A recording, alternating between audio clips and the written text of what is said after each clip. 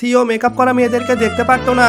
এজন্য যখনই সব কর্মচারীরা জানতে পারে ও ছুটি থেকে ফিরে আসে, সবাই মেকআপ মুছে স্যুট আর জ্যাকেট পরে নেয়। নতুন মেয়েটি এই নিয়ম জানতো না, এজন্য সে চুপচাপ এক জায়গায় দাঁড়িয়ে থাকে। তখনই ওকে হিংসা করা একটা ম্যানেজার ওকে ধাক্কা দিয়ে দেয়, আর মেয়েটি সোজা গিয়ে সিওর গায়ে পড়ে। সবাই অবাক হয়ে যায়, মেয়েটি ভয় পেয়ে যায় আর তার কাছে মাপ চায়। কিন্তু সিও আসমুকা তাকে জড়িয়ে ধরে বলে ও তাকে অনেক মনে করেছে।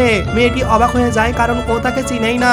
সিও অ্যাসিস্ট্যান্টকে আদেশ দেয়, মেয়েটিকে সুপারভাইজার করে দাও আর মেয়েটির স্যালারি $5 মিলিয়ন করে দাও। ফের ওকে অফিসে নিয়ে গিয়ে দেখে ও কোথাও চোট পায়নি। তো মেয়েটি কিছুই বুঝতে পারে না। তার আগে সিও ওর কাঁধের উপর মাথা রেখে ঘুমিয়ে পড়ে। ফের ওর চোখে একটা আলো জ্বলে আর ও দ্রুত উঠে সব ভুলে যায় আর উল্টো মেয়েটিকে বকে ও তার অফিসে কি করছে। ফের অ্যাসিস্ট্যান্টকে ডেকে মেয়েটিকে জব থেকে বের করে দেয়। মেয়েটি রেগে উঠে তাকে ধোকাবাজ আর বেঈমান বলে, কিন্তু বাধ্য হয়ে চলে যায়। মেয়েটি যেতেই সিওর গলায় চিনির দানা আটকে যায়। আওয়াজ শুনে মেয়েটি আবারও দ্রুত চলে আসে। হাল খারাপ দেখে মেয়েটি তার জান বাঁচাতে থাকে। ওর পেটে ঘুষি দিয়ে ওকে মাটিতে শুয়ে আর্টিফিশিয়াল রেসপিরেশন আর চেস্ট কম্প্রেশন দেয়। ওর স্পন্দন ঠিক হয়, কিন্তু ম্যানেজার আবারও মেয়েটিকে বের করে দেয় আর ও আবারও চলে যায়। মেয়েটি যেতে সিওর হুঁশ আসে আর ওই আলো আবারও সিওর চোখে জ্বলে ওঠে। ও জিজ্ঞেস করে মেয়েটি কোথায়। ওকে বের করে দেওয়ার কথা শুনে সিও রেগে ওঠে আর ওকে দ্রুত খোঁজার আদেশ দেয়। তখনই সিও ভাবে তার দুই পার্সোনালিটি হয়েছে আর ও দুই পার্সোনালিটিতে মেয়েটিকে বাঁচানোর জন্য একটা কন্ট্রাক্ট সাইন করে যে ও যদি কখনো মেয়েটিকে বের করে দেয় তাহলে সব সম্পত্তি মেয়েটির হয়ে যাবে।